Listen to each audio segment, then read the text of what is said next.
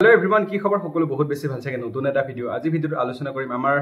কালি পুলিচৰ ধৰিলক তোমালকে গমে পাইছা যে পুলিচৰ ৰিজাল্ট 9 তাৰিখ হলি দিব 9 অক্টোবৰ আসাম পুলিচ ৰিজাল্ট কেতিয়া দিব ৰিজাল্ট মামা 9 অক্টোবৰত ৰিজাল্ট দিব 10 অক্টোবৰত এপইন্টমেন্ট থ্যাংক ইউ মামা থ্যাংক ইউ নতুন পাস তাৰিখে তো কোনবা কমেন্ট কৰি আছে ধৰিলক আমাৰ 9 অক্টোবৰ যদি দিয়ে তেতিয়া হলে 10 তাৰিখে তো এপইন্টমেন্ট দিব এপইন্টমেন্ট ডেটটো এটো ফিক্স ফাইনাল ডেট তো এপইন্টমেন্ট দিব তো কেনেকে সম্ভৱ হ'ব ৰিজাল্ট সাম ৰিজাল্ট হইলক 10টা বজাত আহিব দিনৰ ধৰিলক আপাৰ আসাম থাকে লৰাখিনি মোক কোনবা মেছেজও কৰিছিল দাদা মই আমি কেনেকে যাব পাৰিম যে গুৱাহাটী লোকে কেনেকে আহিব পাৰিম এনেকুৱা নিচিনা মই ৰিজাল্ট লম ৰিজাল্ট লৈ ৰাতি গাড়ীত উঠিব লাগিব তেনেকুৱা নিচিনা হ'ব এনেকুৱা নিচিনা কোৱেশ্চন আছে প্ৰশ্ন আছে বহুত বেছি সেইখিনি কথা পাতিম তাৰ আগতে তোমালোকে যদি চেনেলটো সাবস্ক্ৰাইব কৰা নাই সাবস্ক্ৰাইব কৰি দিয়া বেল আইকনটো ওপেন কৰি দিয়া ধুনীয়াকৈ এটা কমেন্ট কৰি দিয়া আৰু তোমালোকৰ কথাখিনি বা তোমালোকৰ মতামত কি তোমালোকে কি ভাবা যে 9 তাৰিখে দিব লাগে নে তা আগত দিব লাগে সেইটো এটা কমেন্ট কৰি জনাবা যিমানখিনি নহক মই কলি কথা নহব যে অফিচিয়েল মেটাৰ সৰকাৰৰ মেটাৰ হেডৰ কাৰণে যিখিনি কৰিব সৰকাৰে বা অফিচিয়েলে কৰিব তো আমি কথা কি পাতিবহে পাৰো তোমালোকক জনাবহে পাৰো এইখিনি বিষয় লৈ তো তাৰ ওপৰত তোমালোকে কমেন্ট কৰি জনাব পাৰা কি হয় কি নহয় তোমালোকৰ নিজৰ এটা আছে কথা আছে তো কিমান কেনেকুৱা তোমালোকে সুবিধা পোৱা কিখিনি অসুবিধা পোৱা তোমালোকে অলপ কমেন্ট কৰি জনাব পাৰা বাকি নাই ইমান থাকিব নালাগে প্ৰথম কথাটো হ'ল কি আমাৰ 10 তাৰিখে যি আমাৰ ৰিজাল্ট আছে পুলিচৰ অসম পুলিচৰ অকল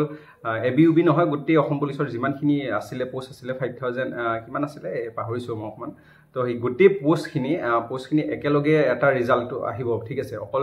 যে ড্ৰাইভাৰ দিব কনস্টেবল নিব হেতু নহয় তোমালোকে এটো নেভাবিবা যে কোনবা মোক কৈছিল ধৰিলক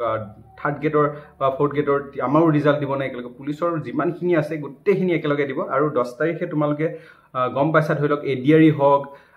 বেলেগ টিচাৰ হক যিমান পোষ্ট আছে 10 তাৰিখলৈ একেলগে 50000 মিনিমাম 50000 যি এপইন্টমেন্ট দিব তো এপইন্টমেন্টটো আমাক হাতত তোমালোকে গমে পাইছা আজিকালি অনলাইনে সব পাবা সাকে সো কিনুকা পৰ্যায় হয় তো আমি তেতিয়া নোটিফিকেশন আহিলে গম পাম যে হেদিনাখন এপইন্টমেন্ট হেদিনাখনটো দিব কনফাৰ্ম যে গোটেই 50000 লৰাকে তুমি কোনবাৰে কৈছিল 50000 লৰাকে একদিনাখনে গুৱাহাটীত এপইন্টমেন্ট দিব নেকি হেতুকা নহয় অনলাইন হয় সববিলাক আহে অনলাইন আহিব বা কিনুকা পৰিস্থিতি হয় তেতিয়া নোটিফিকেশন যেতিয়া পাবা তেতিয়া গম পাবা যে এতিয়া প্ৰক্ৰিয়াটো বেলেগ হ'ব পাৰে বেলেগ নতুন কৰিব পাৰে আগত কেনে কৰিছিল বা এতিয়া বেলেগ হ'ব পাৰে তো হেতু যেতিয়া আমি নোটিফিকেশন পাম বা আমি খবৰ পাম কি প্ৰক্ৰিয়াত কেনেকে যাব লাগিব তেতিয়া তোমালোকে গুটিখিনি গম পাব ইমান চিন্তা কৰি থাকিব নালাগে এটা কথা কি 9 তাৰিখে এটা কৈছিল সম্ভৱ নেকি সম্ভৱ হেতু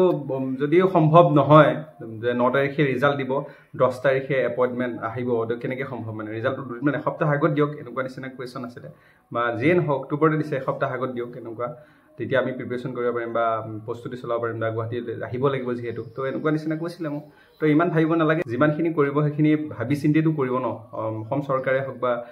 যি অফিচিয়েল সাইডৰ পৰা যিখিনি কৰিব সেইখিনি ভাবি চিন্তি কৰিব তোমালোকৰ প্ৰবলেম হোৱা কি একো কাম নকৰে হেতু তোমালোকে চিন্তা নকৰিবা নিশ্চিত থাকা তাৰ কাৰণে ইমান চিন্তা নকৰিবা যে 9 অক্টোবৰ তাৰিখে যদি তোমালোকৰ ৰিজাল্ট দিয়ে তেতিয়া হলে বিকল্প থাকিব হয়তো 10 তাৰিখলৈ তোমালোকে কেনেকে যাবা বা কি কৰিবা কিহিনত থাকিব হয়তো কি হ'ব পাৰে হেতু সময়ত গম পাবা ইমান ভাবিব চিন্তিব নালাগে এইবিলাক ইমান চিন্তা কৰি থাকিব নালাগে এতিয়া অপেক্ষা কৰা খালি অক্টোবৰ